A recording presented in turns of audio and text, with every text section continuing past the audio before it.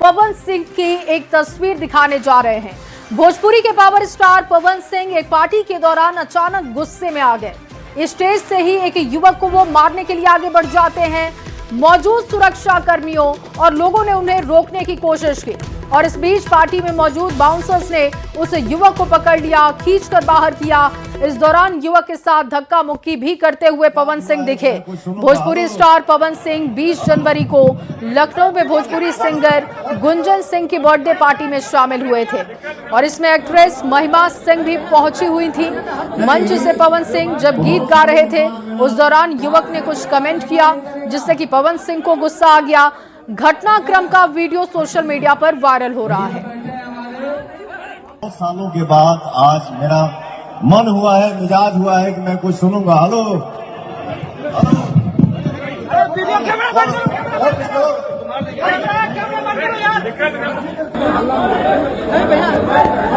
नहीं, बहुत सालों के बाद मेरा। तो देखिए बर्थडे पार्टी की ये तस्वीरें हैं। सिंगर गुंजन सिंह के बर्थडे पार्टी की ये तस्वीरें बताई जा रही हैं जहां पर पवन सिंह पहुंचे हुए थे। उनकी को एक्ट्रेस महिमा भी उनके साथ मौजूद थी और पवन सिंह मंच से ये कहते हुए दिखाई दे रहे हैं, आपको सुनाई दे रहे हैं कि वो बहुत अच्छे मूड में हैं, कुछ अच्छा सुनना चाहते हैं और इतनी देर में वो भीड़ की तरफ बढ़ जाते हैं। कहा जा रहा है कि एक युवक ने उनके लिए कुछ कमेंट किया जिसके बाद पवन सिंह को गुस्सा आ गया। वो आपको तस्वीर आप जो बार बार देख रहे हैं, बैकग्राउंड की आवाज से क्या है वो एक बार फिर से सुनवाते हैं। बहुत सालों के बाद आज मेरा मन हुआ है, मिजाज हुआ है कि मैं कुछ सुनूंगा। हेलो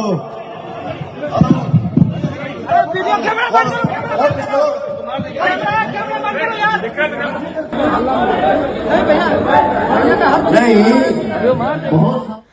और चलिए अब आपके सामने एक बड़ी खबर सिवान से रखने जा रहे हैं जहां ललित बस स्टैंड में अचानक खड़ी बस में भीषण आगजनी की खबर है। देखते ही देखते बस आग का गोला बन गया और मौके पर अफरा तफरी मची। आग की सूचना मिलने पर दमकल विभाग की 3 गाड़ियां मौके पर पहुंची और इसके बाद कड़ी मशक्कत के बाद आग पर काबू पाया गया है। ये तस्वीर देख रहे हैं आप, ललित बस स्टैंड में अचानक बस में आग लग गई। हालांकि ये आग कैसे लगी है इसकी जानकारी जुटाई जा रही है। बस में आग लगने की वजह का अब तक पता नहीं है। बताया जा रहा है कि ललित बस स्टैंड में हमसफर बस खराब होने की वजह से कई दिनों से यहीं पर खड़ी थी और इस बीच अचानक बस से धुआं निकलता हुआ कुछ लोग देखते हैं और फायर ब्रिगेड की टीम को जानकारी दी जाती है। जब तक टीम वहां पर पहुंचती है तब तक आग ने विकराल रूप ले लिया था और ये घटनास्थल की तस्वीर आप देख रहे हैं जहां बस पूरी तरीके से जलकर खत्म हो चुकी है।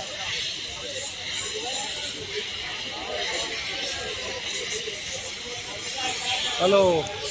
और अगली खबर आपके सामने मोतिहारी से रखने जा रहे हैं। ये बड़ी खबर मोतिहारी से, युवती का शव मिलने से सनसनी का माहौल बन गया। तुरकोलिया थाना इलाके का ये मामला बताया जा रहा है। देखिए शव मिलने के बाद पुलिस को मामले की जानकारी दी गई। मौके पर पुलिस टीम पहुंची, एफएसएल की टीम भी पहुंची है, जांच शुरू कर दी गई है। सदर एसडीपीओ दिलीप कुमार के मुताबिक हत्या कर शव को छिपाने के लिए नेशनल हाईवे के किनारे फेंका गया। मृतका की पहचान अब तक नहीं हो पाई है। बताया जा रहा है कि युवती की उम्र 20 साल के करीब होगी। पोस्टमार्टम के बाद कुछ साफ हो पाएगा, लेकिन जिस तरीके से घटनाएं बढ़ रही हैं वो चिंता का विषय भी है। तुरकोलिया थाना इलाके का ये मामला आपको बता रहे हैं। एनएच के किनारे से ये शव युवती का बरामद किया जा रहा है जिसकी उम्र लगभग 20 साल के आसपास बताई जा रही है। युवती की पहचान नहीं हो पाई है और एफएसएल टीम मौके पर पहुंची है। जाने वाली एनएच है और भेला छपरा गांव है, थाना तुरकोलिया में पड़ता है। रोड किनारे डेड बॉडी मिलने की सूचना प्राप्त हुई थी तो उसमें सबसे पहले एसएचओ अपनी टीम के साथ में आए थे और घटनास्थल को हम लोग सुरक्षित कर दिए। किसी भी पब्लिक वहाँ आने जाने पर रोक है। अभी तक बॉडी का पहचान नहीं हो पाया है। बॉडी का ये है वर्णन कि ये लगभग 20 वर्ष की युवती है और हम लोगों को डाउट है कि जिसकी हत्या हुई है कहीं ना कहीं और लाकर के डेड बॉडी को यहाँ पर छुपाने के नियत से फेंक दिया गया। और चलिए एक और बड़ी खबर आपके सामने रखते हैं पटना से। ये बड़ी खबर, दूसरी जाति में विवाह करने पर युवक की हत्या कर दी गई। अपहरण कर युवक की बेरहमी से सबसे पहले पिटाई की जाती है और इसके बाद अधमरा युवक जब अस्पताल तक पहुंचता है, इलाज के दौरान डॉक्टर्स उसे मृत घोषित कर देते हैं। परिजनों ने हत्या का आरोप लगाया है। लड़की के जीजा पर हत्या का आरोप लगा है। पुलिस ने एक संदिग्ध को इस मामले में हिरासत में लिया। पूरे मामले की जांच में जुटी है पुलिस। परसा बाजार थाना क्षेत्र की ये घटना है। उस युवक की तस्वीर भी आप देख रहे हैं। बताया जा रहा है कि अंतरजातीय विवाद जिसको लेकर ये हत्या की गई है। लड़की के जीजा पर हत्या का आरोप लगा।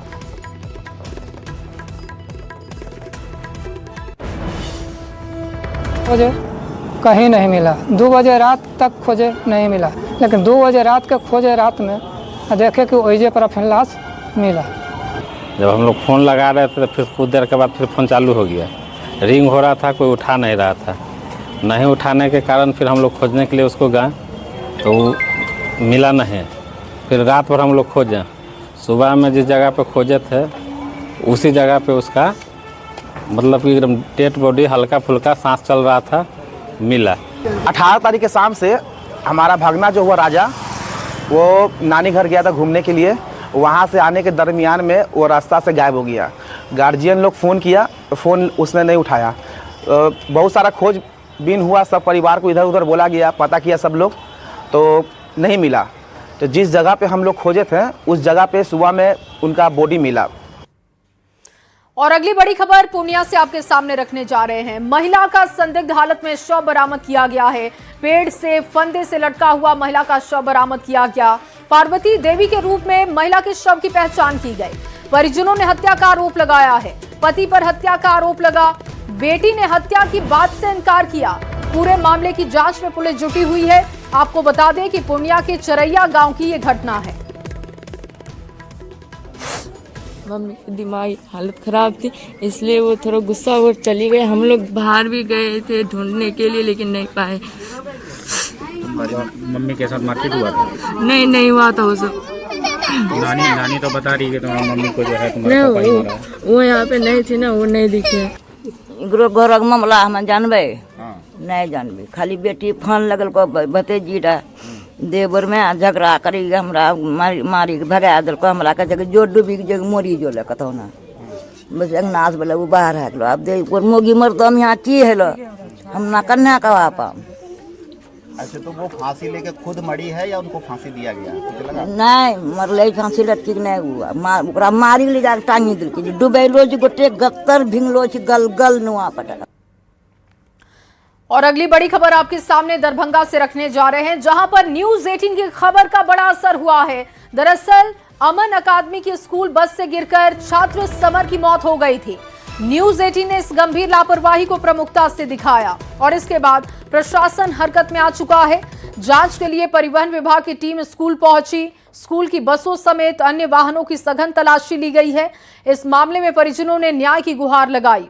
मृतक छात्र के पिता चमन मोहम्मद स्कूल प्रशासन के खिलाफ लिखित शिकायत दर्ज करा चुके हैं। उन्होंने बताया कि पहले भी कई बार स्कूल प्रबंधन को बस की खराब स्थिति को लेकर शिकायत की गई थी, लेकिन किसी भी तरीके का सुधार नहीं किया गया।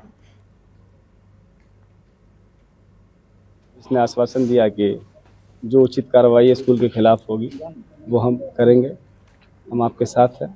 हाँ, मैंने शिकायत किया था कई बार, 2 बार शिकायत किया, 3 बार शिकायत किया था मैंने मौखिक रूप से।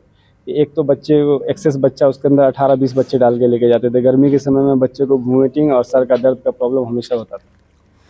और अगली खबर पटना से, जहां बेउर थाना क्षेत्र में जेल के अंदर नशे के नेटवर्क का बड़ा खुलासा किया गया। वाहन जांच के दौरान पुलिस ने गांजे के साथ 4 आरोपियों को गिरफ्तार किया और पूछताछ में सामने आया है कि दुल्हिन बाजार से गांजा लाकर बेउर जेल में सप्लाई किया जाना था। जांच में जेल से सटे इलाके के एक मकान मालिक की भूमिका भी उजागर हुई है। पुलिस ने 1050 ग्राम गांजा, इलेक्ट्रॉनिक तराजू, मोबाइल और नगद भी बरामद किया है। साथ ही इस पूरे नेटवर्क को पुलिस खंगाल रही है। गांजा 1620 की नकदी, 1 इलेक्ट्रॉनिक तराजू, 49 गोगो, 4 मोबाइल हैं और इसमें 4 अभियुक्तों को गिरफ्तार किया गया है। शैलेंद्र मिस्त्री सन ऑफ कृष्णा मिस्त्री जो भरतपुरा थाना दुल्हिन बाजार का रहने वाला है। गोविंद चौधरी सन ऑफ रामचंद्र चौधरी जो भरतपुरा का रहने ही वाला है। धनंजय प्रसाद सन ऑफ विश्वनाथ प्रसाद जो लाला बदसारा का रहने वाला है। जितेंद्र कुमार सन ऑफ प्रभुनाथ सिंह जो शिवनगर बेउर रोड बेउर थाना बेउर का रहने वाला है। और आगे बढ़ते हुए आपके सामने संवेदना की संदिग्ध मौत से जुड़े मामले में एक बड़ा खुलासा हुआ है, सामने आपके रखने जा रहे हैं। देखिए, जहानाबाद की संवेदना की संदिग्ध मौत मामले की जांच एफएसएल लगातार कर रही है। जांच प्रक्रिया काफी तेजी से आगे बढ़ाई जा रही है। इधर इस बीच एक बड़ी खबर सामने आ चुकी है। बड़ा अपडेट ये है कि संवेदना के कमरे से मिले कुछ साक्ष्यों की जांच करवाने के लिए एफएसएल की टीम भागलपुर एफएसएल कार्यालय पहुंची। दरअसल जिन साक्ष्यों की जांच यहां पर नहीं हो पाई, उसको टीम लेकर भागलपुर पहुंची है। पुलिस मुख्यालय से ज्यादा जानकारी इस पर न्यूज 18 संवाददाता अमित कुमार दे रहे हैं। दिखाते हैं आपको उनकी रिपोर्ट।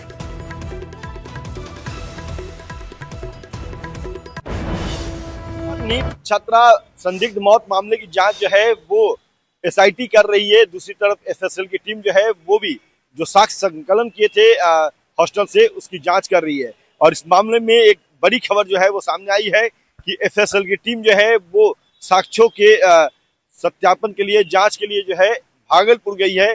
कुछ ऐसे एग्जिबिट्स हैं जिसकी जांच पटना के या जो पुलिस मुख्यालय है, यहाँ एफएसएल की जो यूनिट है, यहाँ वो मशीनरी नहीं है जिससे उन एग्जिबिट की जांच की जाए, साक्ष्यों की जांच की जाए।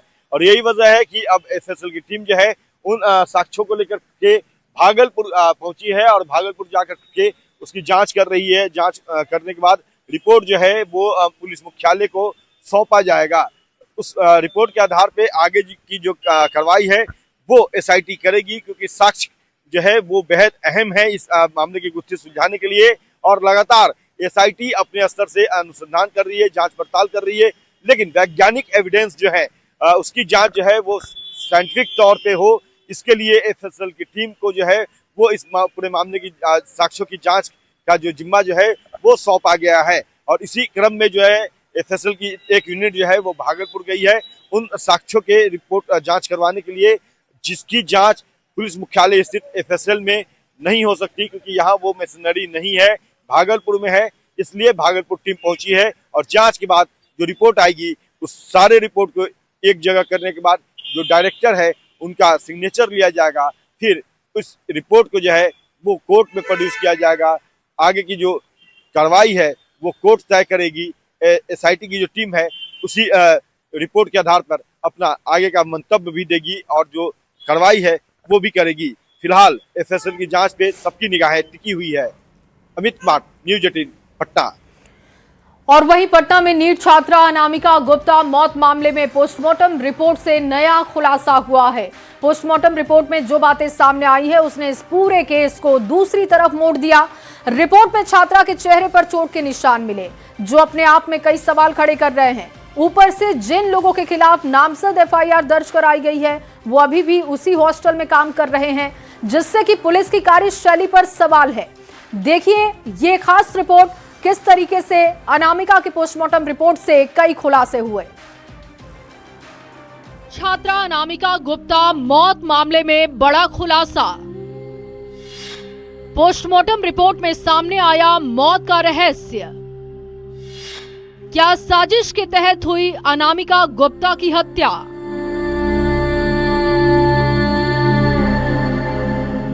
पटना में नीट छात्रा अनामिका गुप्ता मौत मामले में सारी थ्योरी उस वक्त धरी की धरी रह गई जब पोस्टमार्टम रिपोर्ट ने छात्रा की मौत का असली राज उजागर कर दिया। साथ ही एक साथ कई सवाल भी खड़े कर दिए कि कहीं इस मौत के पीछे किसी की साजिश तो नहीं, क्योंकि पोस्टमार्टम रिपोर्ट में जो जानकारी सामने आई है वो कम से कम इसी ओर इशारा कर रही है। पोस्टमार्टम रिपोर्ट के मुताबिक अनामिका गुप्ता की मौत दम घुटने की वजह से हुई है। रिपोर्ट के मुताबिक मृतका के शरीर पर चोट के गंभीर निशान मिले हैं। पोस्टमार्टम रिपोर्ट के मुताबिक मृतका के शरीर पर चोट के निशान मिले हैं, जिससे ऐसा लग रहा है कि मरने से पहले छात्रा के साथ मारपीट की गई थी। यही आरोप छात्रा के पिता ने भी लगाया था कि उनकी बेटी की हत्या की गई है। जो हिसाब से उसको मैं वीडियो देख रहा हूँ, फोटो देख रहा हूँ, उस हिसाब से मेरे को सुसाइड नहीं, उसको हत्या के साजिश लग रहा है। साजिश के तहत हत्या की। पुलिस के पास कंप्लेन किए थे? दम कंप्लेन किया है सर। एफआईआर हुई इस मामले में? एफआईआर हुई है। क्या कार्रवाई पुलिस अब तक की है? अभी तक कुछ कार्रवाई नहीं हुआ। पुलिस सीधा संज्ञान में बोल रही है कि सुसाइड। ऊपर से पुलिस जिस तरीके से कार्रवाई कर रही है वो भी सवालों के घेरे में है, क्योंकि छात्रा के परिजनों ने कई लोगों के खिलाफ नामजद एफआईआर दर्ज करवाई है, लेकिन अब तक सिर्फ मुस्ताहिद रेजा और मुकर्रम रेजा को गिरफ्तार किया गया है। हालांकि सबूतों के अभाव में पुलिस ने मुकर्रम रेजा को छोड़ दिया है, जबकि हॉस्टल संचालक, वार्डन और अन्य लोगों पर भी कोई कार्रवाई नहीं हुई है, जबकि इन लोगों के खिलाफ भी नामजद एफआईआर है। ये सभी पहले की तरह हॉस्टल में काम कर रहे हैं। अनामिका गुप्ता का जो प्रेमी है उसे गिरफ्तार किए और उसे जेल भेज दी है। बाकी के अन्य लोगों के बारे में पुलिस से जब पूछा जा रहा है तो पुलिस इस मामले पर चुप्पी साधी हुई है। बाकी लोगों से को क्यों नहीं डिटेन किया गया तो क्या पूछताछ हुई, पूछताछ में क्या उन्होंने बताया, डिटेन नहीं किया गया तो क्यों नहीं किया गया, इस सवाल का जवाब पट्टा पुलिस देना नहीं चाह रही है, देने से बच रही है। गानी मैदान थाना के एसएचओ जो हैं वो हों या दूसरे जो पुलिस के आला अधिकारी हैं, फिलहाल इस मामले पर खामोश हैं।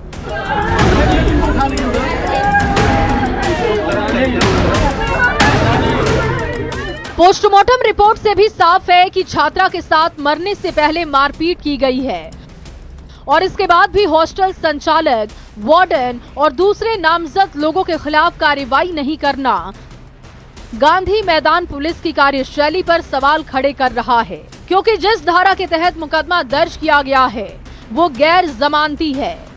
ऐसे में सवाल ये है कि एफआईआर में कई लोगों के नाम तो सिर्फ 2 की गिरफ्तारी क्यों?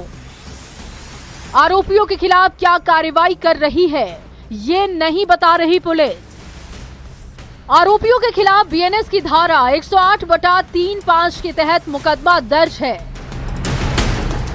ये धारा आत्महत्या के लिए उकसाने से संबंधित है।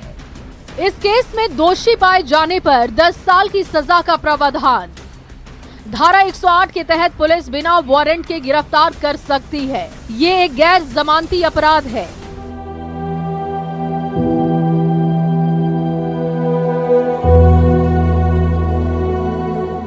इसके बावजूद अगर नामजद आरोपियों की गिरफ्तारी नहीं होती है और वो हॉस्टल में काम करते रहे तो इस बात का डर है कि वो सबूतों को प्रभावित कर सकते हैं। बावजूद इनकी गिरफ्तारी न होना कहीं न कहीं पुलिस की कार्यशैली पर सवाल खड़े कर रहा है। मृतक छात्रा के पिता भी पुलिस की कार्यशैली पर सवाल खड़े कर चुके हैं। ऐसे में देखना होगा कि आगे पुलिस क्या कार्रवाई करती है। पटना से न्यूज़ 18 के लिए अमित कुमार की रिपोर्ट। और चलिए बात एक बार फिर से जहानाबाद की छात्रा की मौत मामले की करेंगे, जिस पर बड़ा अपडेट सामने आ चुका है। बड़ी खबर आपके सामने अब रखने जा रहे हैं। एसआईटी की जांच टीम जहानाबाद पहुंची। 2 लड़कों से एसआईटी ने पूछताछ की है। जहानाबाद टाउन थाने में ये पूछताछ की गई। मखदुमपुर थाना क्षेत्र के ये लड़के बताए गए। पूछताछ के बाद दोनों को एसआईटी ने छोड़ा है। नीट की तैयारी कर रही थी छात्रा। मौत मामले में ये बड़ा अपडेट आपको दे रहे हैं। नीट की छात्रा मौत मामले में बड़ा अपडेट, जहां जहानाबाद जब टीम पहुंची तो वहां पर 2 लड़कों से पूछताछ की गई है। राजीव विमल ज्यादा जानकारी के साथ जुड़ चुके हैं जहानाबाद से। राजीव, जो इन 2 लड़कों को एसआईटी की टीम ने उठाया, ये कौन लोग थे, क्या इसका संबंध मृतका से बताया जा रहा है और क्या पूछताछ हुई है? देखिए, मैं पहले तो ये बता दूं कि एसआईटी की जो भी टीम आ रही है ये चौथी टीम थी। चौथा मौका है जब टीम जहानाबाद में आई है, लेकिन किसी भी बार न तो मीडिया से उन लोगों ने बात किया है, न ही किसी तरह की जानकारी दी है। जो जानकारी हम लोगों को मिलती है उसके आधार पर हम लोग फॉलो करते हैं, तब ये जानकारी क्षण के आती है। इस मामले में भी आज दोपहर में एसआईटी की टीम पहुंची थी और वो टारगेट था, जो मेरी जानकारी में आ रही है कि वो ये जो दोनों लड़के थे उस दिन मृतक छात्रा के साथ इनका बातचीत हुआ था या फिर ये साथ थे। जैसा कि पूछताछ के दौरान जिन लोगों ने बताया, जो सोच बता रहे हैं कि उनसे इस बात को लेकर तहकीकात की जा रही थी कि जब तुम लोग साथ आए थे तो किन किन दुकानों पर गए थे, क्या क्या खरीदा था, क्या कुछ खाना खाया था, वो कब तक साथ थे। तो ये लगता है कि या तो ये उस गाड़ी से आने वाले होंगे, गाड़ी से लेकर आने वाले होंगे, जो छात्रा को लेकर जहानाबाद पहुंचे होंगे और उससे जुड़े ये लोग होंगे, या तो फिर उनके कोई रिश्तेदार होंगे जो उनके साथ आए होंगे। लेकिन एसआईटी की टीम जिसमें 4 इंस्पेक्टर और एक डीएसपी रैंक के अधिकारी थे, हम लोगों ने जो पूछताछ की तो मुझे नहीं लगता है कि कुछ निकल कर आया, जिसके बाद लगभग 1.5 से 2 घंटे तक पूछताछ करने के बाद और इन दोनों को छोड़ दिया गया। छोड़ने के बाद जब हम लोगों ने उनसे कुछ पूछना चाहा तो उन्होंने कहा कि कोई मामला नहीं था, हम लोग ऐसे ही इनसे बात कर रहे थे। दोनों लड़कों से भी हमने बात करने की कोशिश की, लेकिन वो दोनों पीछा करने और बातचीत करने के बावजूद वो कुछ भी बताने को तैयार नहीं थे। जी, लेकिन राजीव, क्या SIT की टीम अब वहां से निकल चुकी है? और जस्ट टीम निकली है, लगभग 3 से 4 के बीच में टीम जो है स्कॉर्पियो से यहाँ से निकली है, और उसका अगला ठिकाना कहाँ है या फिर कौन सी कार्रवाई करेगी, क्योंकि यहाँ की जो स्थानीय पुलिस है उन लोगों को भी ये जानकारी नहीं मिल पा रही है। बहुत शुक्रिया राजीव तमाम जानकारी के लिए आपका।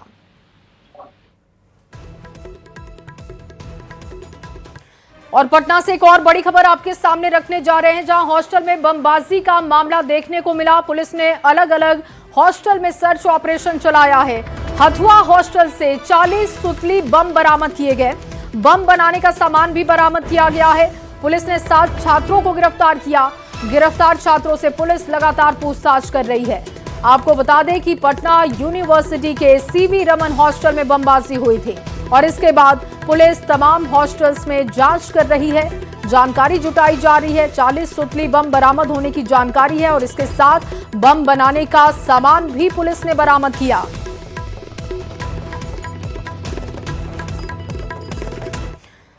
और देखिए, दरभंगा की धरती एक बार फिर शाही इतिहास की साक्षी बनने जा रही है।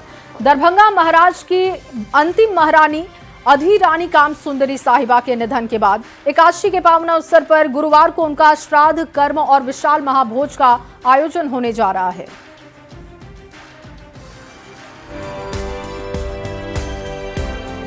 दरभंगा का शाही इतिहास, जहां परंपराएं सिर्फ निभाई नहीं जाती बल्कि पूरी श्रद्धा के साथ जीवित रखी जाती है। दरभंगा महाराज की अंतिम महारानी अधिरानी काम सुंदरी साहिबा के श्राद्ध क्रम और महाभोज को लेकर के पूरे क्षेत्र में भव्यता और भावुकता का संगम देखने को मिल रहा है। एकादशी के अवसर पर आयोजित इस महाभोज में श्रद्धालुओं और आम जनों के लिए 56 भोग तैयार किए जा रहे हैं। इसके साथ ही 7 से 8 प्रकार के व्यंजन, कई तरह की मिठाइयाँ और पारंपरिक साग की विशेष व्यवस्था की गई है, ताकि हर आगंतुक प्रसाद के रूप में शाही परंपरा का स्वाद महसूस कर सके। टोटल हलवाई कितने हैं? टोटल हलवाई 100-150 है। अच्छा, फिर जो है सो कितने लोगों का सामान बन रहा है? यहाँ यही 30-35 हज़ार। इसमें क्या क्या बना है? इसमें 5 तरह का साग है, मतलब 56 भोग है। 56 भोग है। 56 भोग, मिठाई है, दाल चावल सब्जी पूरी जलेबी इमरती हर चीज़ है। आयोजन स्थल पर विशाल पंडाल सजाया गया है। बैठने की बेहतर व्यवस्था, शुद्ध पेयजल, साफ सफाई और सुरक्षा के व्यापक इंतजाम किए गए हैं। श्रद्धालुओं की संभावित भीड़ को देखते हुए प्रशासन पूरी तरीके से सतर्क नजर आ रहा है। इस शाही आयोजन को विशेष बनाता है बिहार के राज्यपाल आरिफ मोहम्मद खान का आगमन। राज्यपाल गुरुवार को दरभंगा पहुंचकर महारानी अधिरानी काम सुंदरी साहिबा के श्राद्ध क्रम में भाग लेंगे। ऑनरेबल राज्यपाल महोदय यहाँ पे आएंगे और सारी एयरपोर्ट पे लैंड करेंगे, वहाँ से बाय रोड यहाँ तक आएंगे। इसकी पूरी तैयारी हम लोग कर रहे हैं, रूट प्लानिंग वगैरह। तैयारियों की जमीनी हकीकत परखने खुद जिलाधिकारी कौशल कुमार और वरीय पुलिस अधीक्षक जगुनाथ रेड्डी आयोजन स्थल पर पहुंचे और हर व्यवस्था का बारीकी से निरीक्षण किया। शाही परंपरा, गहरी श्रद्धा और प्रशासनिक अनुशासन के संग आयोजित हो रहा ये श्राद्ध क्रम और महाभोज दरभंगा की गौरवशाली इतिहास की एक और भावनात्मक तस्वीर पेश कर रहा है। दरभंगा से न्यूज